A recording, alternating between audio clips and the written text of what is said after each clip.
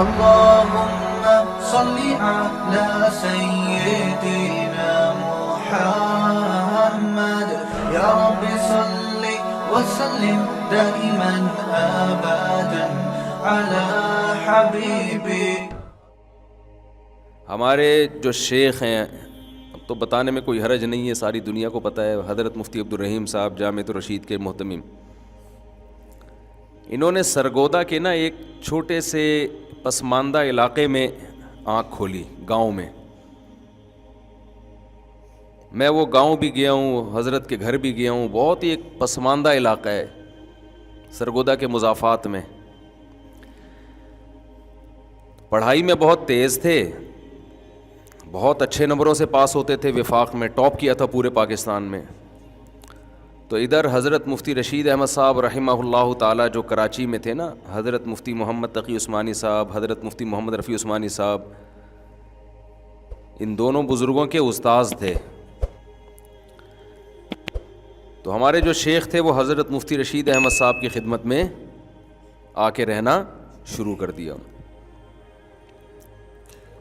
قصہ مختصر یہ ہے کہ حضرت نے جب دیکھا کہ بھئی ان کی علمی استعداد بھی ہے، تقویٰ بھی ہے، اللہ کا خوف بھی ہے، حب جاہ نہیں ہے، حب مال نہیں ہے، تو حضرت نے اپنا نائب بنا دیا. مفتی رشید احمد صاحب سے بھی ہم بیعت تھے. وہ جن لوگوں نے ان کو دیکھا ہے تو وہ جانتے ہیں کہ ان کا معیار کتنا اونچا تھا تقویٰ کا. تو وہ کسی کو اتنے آرام سے بناتے نہیں تھے، یعنی اجازت بیعت نہیں دیتے تھے. تو حضرت نے کیا کیا کہ پھر اپنے ساتھ سفروں میں لے جانا شروع کر دیا. تو اللہ نے بڑی عزت دی. تو ہمارے شیخ نے بتایا کرتے تھے کہ میں جب سرگودا کے مضافات میں اپنے اس علاقے میں جاتا ہوں نا تو وہاں کچھ دیر بیٹھتا ہوں میں، اور یہ کہتا ہوں کہ دیکھ تو اصل میں گویا تیری اصل یہ تھی، تجھے تیرے استاذ نے کہاں تک پہنچا دیا. سمجھ رہے ہیں؟ جب انسان کہیں تک پہنچ جاتا ہے نا تو پھر اپنا پرانا زمانہ بھول جاتا ہے. یہ کیوں استحضار؟ تاکہ اپنے استاذ اور شیخ و مرشد کی محبت پیدا ہو کہ ہمیں تو کوئی جانتا بھی نہیں. ایک بزرگ سے تعلق قائم کیا، اس کی اخروی برکتیں تو بعد کی دنیاوی برکتیں یہ ہیں کہ آج اللہ اتنا کام لے رہا ہے. تو انسان کو چاہیے کہ اپنا ماضی سوچا کرے. اللہ میاں نے بھی ہمیں بار بار ہمارا ماضی بتایا ہے، پاسٹ. اصل میں حال تو سب کا ہی اچھا ہوتا ہے، پاسٹ کسی کا بھی اچھا نہیں ہوتا. پاسٹ اللہ بھی بتاتے ہیں، هل اتى على الانسان حين من الدهر لم يكن شيئا مذكورا. اللہ کہتے ہیں آج جو تم وڈیرے بنے پھرتے ہو، محلے کے دادا بنے پھرتے ہو، تمہارے اوپر ایک کروڑوں اربوں سال کا زمانہ ایسا آیا ہے تم قابل تذکرہ چیز ہی نہیں تھے، مٹی تھے. انا خلقنا الانسان من نطفۃ امشاج، منی کے قطرے سے ہم نے تمہیں بنایا. اس ماضی کی طرف جھانک کر دیکھو، ایک جرثومہ تھا، کوئی قابل عزت چیز تھی وہ؟ ایسا جرثومہ جو خوردبین سے بھی مشکل سے نظر آئے. اللہ کہتے ہیں تمہارے ماں کے رحم میں اس نے قرار پکڑا. فجعلناہ نطفۃ فی قرار مکین، ہم نے اس کو نطفہ بنا کے ایک ٹھکانہ دیا. یخلقکم فی بطون امہاتکم خلقا من بعد خلق، مختلف مدارس سے گزارا اس کو. یہ سب ماں کے پیٹ میں ہو رہا ہے سب کچھ. آج اگر وہ ہمارا ماضی ہمارے سامنے آ جائے تو ہمیں گھن آنا شروع ہو جائے اپنے آپ سے. کیسے سڑا ہوا گوشت بنتا ہے، انتہائی بدبودار، گند، اس میں بو ہوتی ہے، بہت زیادہ اسمیل ہوتی ہے. فخلقنا المضغۃ علقۃ، اس گوشت کو ہم جمے ہوئے خون کو گوشت میں تبدیل کرتے ہیں. 4 مہینے تک نا انسان کا جو ماں کے پیٹ میں پروسیس ہے وہ ایک بدبودار گوشت کے سوا کچھ بھی نہیں ہے, بہت سخت سڑاند ہوتی ہے اس کے اندر. اس کے بعد فَكَسَوْنَا الْعِظَامَ لَحْمًا, پھر ہم اس میں ہڈیاں پیدا کرتے ہیں, اس پہ پھر گوشت چڑھاتے ہیں. ثُمَّ أَنشَأْنَاهُ خَلْقًا آخَرَ, یہ سارے مراحل ماں کے پیٹ میں ہو رہے ہیں اور انسان کو اس کی خبر نہیں ہے. اسے نہیں پتا میرے رب نے ماں کے پیٹ میں کیسے ڈینٹنگ پینٹنگ کا کام شروع کروایا, مزدور لگائے ہوئے ہیں. شو روم میں گاڑی تیار ہوتی ہے نا, وہ عمل اتنا پیچیدہ نہیں ہے جتنا ماں کے پیٹ میں انسان کے تیار ہونے کا پروسیس پیچیدہ ہے.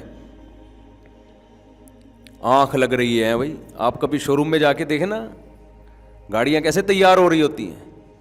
ہاں بھائی مڈ گارڈ اٹھا کے لے آ بھائی, ہاں بھائی ٹائر لے آ, ہاں بھائی پانا لے آ, چھوٹے پانا لے کر. اب تو ورک شاپ میں چھوٹے ہی شارٹ ہو گئے ہیں. پہلے زمانے میں, اب بھی تھوڑے بہت نظر آتے ہیں, ورک شاپ میں ایک چھوٹا ہوتا تھا جو ہمیشہ گنجا ہوتا تھا. اس کو پتہ نہیں بال کیوں نہیں رکھنے دیتے تھے اور اس کو چپت لگتی رہتی تھی. چھوٹے ادھر پانا لے کر آ, چل بے چھوٹے یہ ٹائر اٹھا کے لا, ہوتا تھا نا. اس بیچارے کو بال بھی نہیں رکھنے دیتے تھے تاکہ جب چپت لگے نا تو ڈائریکٹ اسکن پہ جا کے ٹچ ہو, بال بیچ میں رکاوٹ نہ بنے. چھوٹے یہ لے آ, چھوٹا وہ لے آ, چھوٹے یوں کر لے, چھوٹے یوں. چھوٹا تھوڑے دنوں میں وہ محلے کا دادا بن جاتا تھا, اس کی اپنی ورک شاپ ہوتی تھی. اب پب جی سے فرصت ملے گی تو کچھ سیکھے گا نا چھوٹا. اب چھوٹا بھی وہاں بیٹھ کے فیس بک پہ لگا ہوا ہوتا ہے. ٹیکنالوجی میں ترقی ہوگی ہمارے یہاں, سائنس اور ٹیکنالوجی میں ترقی ہوگی. کیسے ترقی ہوگی؟ اسکول میں ٹیچر پڑھاتے نہیں ہیں, پڑھا رہے ہوتے ہیں تو پیچھے طلبہ اس اردغل دیکھ رہے ہوتے ہیں بیٹھ کے موبائل میں. اچھا خیر, تو اللہ تعالیٰ ہمیں ہمارا ماضی بتاتے ہیں, ایک جگہ تھوڑی, بہت جگہ. ایک لبرل نے تو قرآن پہ اعتراض کیا ہے کہ یہ اللہ جو ہے نا انسان کو تانے دیتا ہے, معاذ اللہ, کہ تو ایسا تھا, تو ایسا تھا, تانے دیتا ہے کہ تو ایک بدبودار قطرہ تھا, تو ایک بدبودار گوشت تھا. تانے نہیں دیتا, ہمیں ہماری اوقات یاد دلاتا ہے کہ آج تم بڑے فن خان بنے پھر رہے ہو, 3 پیس سوٹ ٹائی میں, اور جی آج سر کی میٹنگ ہے, آج ایک بزنس میٹنگ ہے, آج جناب اسلام آباد بائر جا رہے ہیں بزنس کلاس میں, آج جناب سر کو بلایا گیا ہے, آج جناب جلسے سے سر خطاب فرمائیں گے, آج مفتی طارق مسعود صاحب آئیں گے, ٹھیک ہے نا, ممبر پہ بیٹھ کے بیان کریں گے, آج حضرت جی نے فلاں جگہ جانا ہے. یہ انسان کی عزت ہے نا, ہر آدمی کی عزت ہے. اپنے کمتر سے دیکھو گے تو اس کی نظر میں آپ کی عزت. رکشے والے کی بھی ایک عزت ہے, جس کے پاس رکشہ نہیں ہے وہ کس کی عزت کرتا ہے کہ یار اس کے پاس تو اپنا رکشہ ہے. جس کے پاس اپنا رکشہ نہیں ہے, کوئی رکشہ ہی نہیں ہے, تو وہ اس کی عزت کرتا ہے جس نے قسطوں پہ رکشہ لیا ہوا ہے کہ یار ہم تو قسطوں پہ بھی نہیں لے سکتے. تو دنیا میں جس کو بھی اللہ نے عزت دی اس سے اوپر والی عزت بھی ہے, اس سے بھی آگے جاؤ گے تو اور عزت, اور اس سے کمتر بھی ہے. تو حدیث میں حکم ہے نا اپنے سے کمتر کو دیکھو. رکشہ والا یہ دیکھے کہ بھائی بہت سے ایسے ہیں جن کے پاس ریڑیاں بھی نہیں ہیں. تو ہم اپنی اوقات چونکہ بھول جاتے ہیں. کوئی مفتی بنا ہوا ہے, کوئی بزرگ بنا ہوا ہے, کوئی سائنسدان بنا ہوا ہے, کوئی لیکچرار بنا ہوا ہے, کوئی کمپنی کا باس ہے, کوئی محلے کا دادا ہے, کوئی گھر کا باپ ہے. وہ کون ہے وہ سب کو پتہ ہے. آپ اپنے آپ کو نہیں آپ سمجھ رہے ہو کہ ہمیں, ایسا نہیں ہے. تو یہ جو ساری دادا گیری ہے نا, یہ سائنسدان تھوڑی بتائیں گے آپ کو کہ تم اصل میں کیا تھے. ہمیں ہماری اوقات کون یاد دلاتا ہے؟ جس نے ہمیں پیدا کیا. اس نے کہا یہ زیادہ عرصہ نہیں ہے, 15 20 30 40 سال پرانا جھانک کے دیکھو, ایسے غلیظ تھے کہ کپڑوں پہ لگ جاتے تو دھوئے بغیر نماز اللہ ہی قبول نہیں کرتا, اتنا گندا. جسم سے نکل جائے تو غسل واجب ہو جاتا ہے. اور پھر حیض کا خون, کتنا گندا خون. جیسے ہی عورت کو پریگننسی ہوتی ہے حیض کا خون آنا بند, تو کہاں جا رہا ہے وہ؟ نہیں آئی بات سمجھ میں؟ وہ وڈیرے صاحب چودھری صاحب کی کنسٹرکشن کا کام ہو رہا ہے اس غلیظ خون سے. ایک تو خون گندا اور اوپر سے گندے راستے سے نکلنے والا خون اور گندا. اس سے جناب وسیم بھائی کا اسٹرکچر بن رہا ہے معذرت کے ساتھ, غفار بھائی, اور نام بتا دو کوئی نئے نئے, وسیم غفار بہت ہو گئے, اختر صاحب, وڈیرے صاحب, چودھری صاحب, نام کے بجائے وڈیرے چودھری, یہ سب ٹھیک ہے نا, سیاستدان, موٹیویشنل اسپیکر, مفتی, عالم, بزرگ. اس غلیظ اور پلید اور گندا خون, آپ کہیں گے مفتی صاحب کیا قصے لے کے بیٹھ گئے, میں تھوڑی بیٹھا ہوں, اللہ میاں بتا رہا ہے بھائی, میں تو پارسل کر رہا ہوں, یہ تو اللہ میاں ہمیں ہماری اوقات بتا رہے ہیں, ہمارے پاس صرف پارسل کا انتظام ہے بھائی, ہمارا اپنا کچھ بھی نہیں. جو برگر والے کہتے ہیں نا پارسل کا خاص انتظام ہے, وہ برگر بنا بھی رہے ہیں اور پارسل کر بھی رہے ہیں. گول گپے والوں نے لکھا ہوتا ہے پارسل کا خاص انتظام ہے, تو گول گپے بنا بھی رہے ہیں اور پارسل بھی. ہم صرف پارسل کر رہے ہیں, بنا ہم نہیں رہے ہیں. یہ تو بنا بنایا قرآن جو ہے نا وہ ہم پارسل کر رہے ہیں. تو ادھر پریگننسی ہوئی, اور یہ جو کل بڑا ہو کے وہ جناب علاقے کا ناظم بنے گا, چودھری بنے گا, وڈیرا بنے گا, بزنس مین بنے گا, موٹیویشنل اسپیکر بنے گا, مفتی بنے گا, عالم بنے گا, لوگوں کو موٹیویٹ کرے گا, یہ جناب بن کس چیز سے رہا ہے؟ وہ غلیظ اور گندا خون. اللہ میاں اس کو جیسے ہی عورت کو پریگننسی ہوئی, اللہ اس خون کو روک دیتے ہیں, انسان کو اس کی اوقات یاد دلانے کے لیے کہ 2 ٹکے کا ہے نہیں. باتیں دیکھو اس کی. اس لیے اللہ کو تکبر بالکل بھی پسند نہیں ہے, تکبر بالکل, تکبر اللہ کو پسند نہیں ہے. اس لیے قرآن بار بار کیا کہتا ہے, فَلَا تُزَكُّوا أَنفُسَكُمْ, اپنا تزکیہ مت کیا کرو, یعنی اپنے آپ کو نیک ہونے کا دعویٰ مت کیا کرو کہ میں یوں میں یوں میں یوں, یہ اللہ کو پسند نہیں ہے بھائی. کوئی خوبی ہے تو اللہ کی طرف نسبت کرو بھائی, اس کی دین ہے, ہم تو بھیکاری ہیں, اس نے دے دی, جب چاہے وہ چھین لے. اتنی بڑی نعمت ہے نا. ہمارے نبی صلی اللہ علیہ وسلم کو یہ بتایا گیا, وَلَئِن شِئْنَا لَنَذْهَبَنَّ بِالَّذِي أَوْحَيْنَا إِلَيْكَ, اے نبی ہم جو آپ کو علوم دے رہے ہیں, اگر ہم چاہیں یہ سارے علوم آپ سے چھین لیں, اور آپ پھر ہمارے خلاف کسی کو اپنا مددگار نہیں پائیں گے کہ ہم سے کچھ علم لے لیں, بالکل سب کچھ چھین لیں ہم اگر چاہیں تو. حضرت حکیم الامہ مولانا اشرف علی تھانوی رحمہ اللہ نے اس آیت کی تفسیر میں لکھا ہے کہ پیغمبر پہ کیا گزری ہوگی جب اللہ نے یہ انداز اختیار کیا ہوگا. ہے بھائی, دیکھو آپ نے کسی غریب آدمی کو بحریہ ٹاؤن میں 25 پلاٹ دے دیے, پہلے تو اس کو یقین نہیں آئے گا, کیا خیال ہے؟ پھر وہ تھوڑے دنوں جب اس کو یقین آئے گا, اب آپ اس کو دھمکی دے رہے ہیں اگر میں چاہوں تو یہ ساری دولت اس سے لے لوں, تو وہ کیا اس کے دل پہ آرے چلیں گے نا, ابے بھائی یہ کیا ہو گیا. بہت بڑا احسان جب کسی پہ کیا جاتا ہے تو واپسی کی دھمکی سے سامنے والے پر بہت خطرناک اثر پڑتا ہے. تو انبیاء کے دل میں جو سب سے بڑی دولت ہے ان کی نظر میں وہ تو علم ہے, وہ پیسوں کے عاشق تھوڑی ہوتے ہیں. تو اللہ تعالیٰ اپنے حبیب صلی اللہ علیہ وسلم کو سورہ بنی اسرائیل میں کیا کہہ رہے ہیں؟ لوگ مجھے کہتے ہیں آپ آیتوں کے ریفرنس نہیں دیتے, ہم پوری آیت پڑھ کے سنا دیتے ہیں, اور کیا چاہیے تمہیں؟ ریفرنس دینے سے زیادہ مشکل ہوتا ہے پوری حدیث عربی میں یا آیت پڑھ کے سنا دینا. وَلَئِن شِئْنَا لَنَذْهَبَنَّ بِالَّذِي أَوْحَيْنَا إِلَيْكَ, اگر ہم چاہیں, لام تاکید کے لیے, نون مشدد بھی تاکید کے لیے, ہم چاہیں تو ضرور بھی ضرور جو علم ہم آپ کو دے رہے ہیں سارا کا سارا آپ سے چھین لیں. ثُمَّ لَا تَجِدُ لَكَ عَلَيْنَا نَصِيرًا, اور پھر اپنا آپ کسی کو مددگار بھی نہیں پائیں گے ہمارے خلاف کہ ہم سے تھوڑا سا بھی علم چھین کے دکھا دے وہ.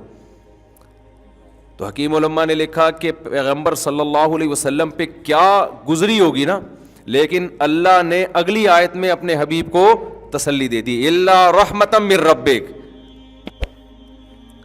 مگر تیرے رب کی تجھ پر, بولو کیا عجیب انداز ہے اللہ تعالیٰ کا. الا رحمتا من ربک، مگر تیرے رب کی تجھ پر رحمت ہے، ان فضلہ کان علیک کبیرا، پھر اللہ خود کہتا ہے کہ واقعی تیرے رب کا فضل تجھ پر بہت زیادہ ہے، تھوڑا نہیں ہے، اتنا فضل ہے کہ اتنے علوم دیے اور چھینتا نہیں ہے۔ تو حکیم الامہ فرماتے تھے اگلی آیت کے بعد پیغمبر صلی اللہ علیہ وسلم کو تسلی ہوئی ہوگی۔ آپ کسی کو نا کروڑوں روپے کا گفٹ دیں، وہ غریب آدمی ایک دم دولت مند ہو جائے، پھر آپ بولیں بیٹا میں جب چاہوں یہ 2 منٹ میں لے سکتا ہوں، اس کے تو دل پہ آرے چلنا شروع، پھر فوراً تسلی دیتے ہیں لوں گا نہیں، فوراً کیا تسلی دیتے ہیں؟ بھائی لے نہیں رہا میں، صحیح ہے نا۔ تو اللہ میاں ہمیں ہماری کیا یاد دلاتے ہیں میرے بھائی؟ لکھا ہوتا ہے نا اوقات شام 7 سے 8، تو وہاں لکھ دیا کرو اوقات یہ ہے، ٹھیک ہے نا، اس سے بنے۔ تکبر اللہ کو بالکل پسند نہیں ہے۔ تکبر کا یہ مطلب نہیں ہے کہ آپ نعمت کے وجود کا انکار کر دیں، کہ ہم جیسے بعض لوگوں پہ خام خکی نا تکلف والی تواضع، جناب اللہ نے آپ کو اتنا نوازا، نہیں میں تو خاکسار، میں تو گدھا۔ آج کل اسٹائل اور تکلفات بہت ہیں۔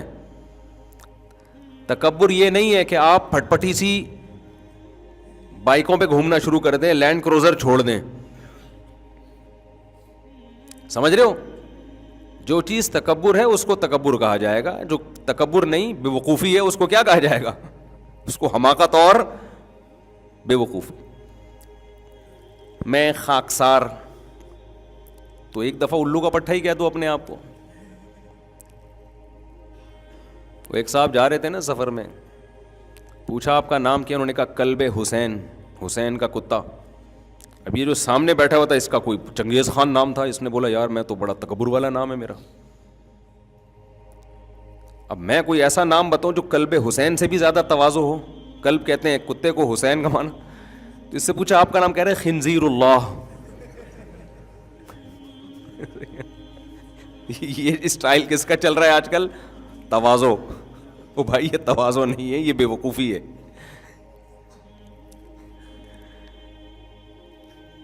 تو تکبر یہ ہے، حدیث میں آتا ہے بطر الحق، اپنے آپ کو انسان اتنا فنٹر سمجھنا شروع کر دے کہ آپ کو ایک بات بتائی جا رہی ہے کہ یہ غلط ہے، لیکن آپ اپنی انسلٹ محسوس کر رہے ہیں اس غلط کو غلط ماننے میں۔ آپ کو کہا جا رہا ہے کہ محترم آپ نے یہ غلط کیا ہے، آپ کو بے عزتی محسوس ہوتی ہے، میں کیسے غلط ہو سکتا ہوں؟ بھائی کیوں نہیں ہو سکتے؟ تم کیا مریخ سے آئے ہو؟ ہر انسان سے غلطی ہو سکتی ہے بھائی، کلکم خطاؤن، ہر شخص خطا کار ہے۔ اجتہادی خطائیں تو پیغمبروں سے بھی ہوئی ہیں، تبھی تو پیغمبروں کو حکم ہے کہ مشورے لو۔ پیغمبر سے گناہ نہیں ہو سکتا، رائے اور سوچ میں خطا ہو سکتی ہے، بشر ہیں، تبھی تو حکم دیا وشاورہم فی الامر، اے نبی آپ ان سے مشورہ بھی لیں۔ مشورہ کیوں لیں؟ اپنی رائے پر کلی اعتماد بولو نہ کریں، آپ مشورہ لیں ان سے۔ آپ مشورے سے کیا ہوگا؟ ہو سکتا ہے کچھ اس کام کے منفی پہلو ہوں جن کی طرف آپ کی توجہ نہیں ہے، تو وہ منفی پہلو سامنے آ جائیں گے مشورے کے بعد۔ سید الانبیاء سے زیادہ ذہانت کس کے پاس ہو سکتی ہے؟ انہیں حکم دیے جا رہا ہے کہ رائے میں آپ خود مختار نہ ہوں۔ آج ہماری اور آپ اپنی حالت دیکھو، جو رائے ہم قائم کرتے ہیں ہم سمجھتے ہیں یہ آسمان سے وحی بن کے نازل ہوئی ہے، اس کے سوا کوئی غلط ہو ہی نہیں سکتا۔ سیاست میں بھی ایسے ہی ہے، میرا لیڈر آب زمزم سے نہایا ہوا، جو اپوزیشن ہے وہ جہنم میں جب تک نہیں جائے گا، اس کے اپوزیشن کے ہر الٹے کام کی توجیہ کہ یہ حضرت جی نے قوم کے وسیع تر مفاد میں یہ الٹا کام کیا ہے، لہذا یہ فی الحال سیدھا ہے، اور اپنا والا جو ہے نا حضرت جی، اس کے ہر الٹے کام کی لاجک تلاش کر کے اس کو کیا کرنا؟ سیدھا، اور دوسرے والے کے ہر اچھے کام کو گھما پھرا کے الٹا۔ وہ اچھی بات بھی کر رہا ہے، ایکچولی اصل میں تو امریکہ نے بولا ہے یہ اچھا کام کرو۔ یہ سیاسی تبصروں میں اور ہر چیز میں نا اعتدال والی رائے، کہیں بھی آگے نہ جائیں، کیونکہ ہمارے پاس ہم جو سورس آف نالج ہے نا وہ بہت محدود ہوتی ہے۔ ہمارے پاس جو نالج کے ذریعے فیس بک ہے, یوٹیوب ہے, یا صحافیوں کے تبصرے ہیں, یا اخبار ہے, جو خود مبتلا ہوگا ہم اس سے تھوڑی ملے ہوتے ہیں کہ یار ذرا آپ بھی بتائیں کہ آپ نے یہ جو حرکت کی ہے اس کی وجہ کیا ہے. ہو سکتا ہے اس کے پاس اتنے دلائل ہوں.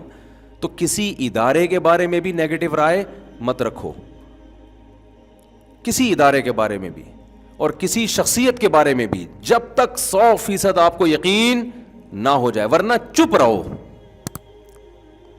چپ رہنا تو آتا ہی نہیں ہے نا, مسئلہ سارا ہی ہے. مفتی طارق مسعود صاحب کے بیانات سننے کے لیے youtube.com/مفتی طارق مسعود کو سبسکرائب کریں, اور اگر آپ لائیو ویڈیو کو کبھی بھی مس نہیں کرنا چاہتے ہیں تو سبسکرائب کرنے کے بعد بیل آئیکن پہ کلک کرنا مت بھولیں. جزاک اللہ.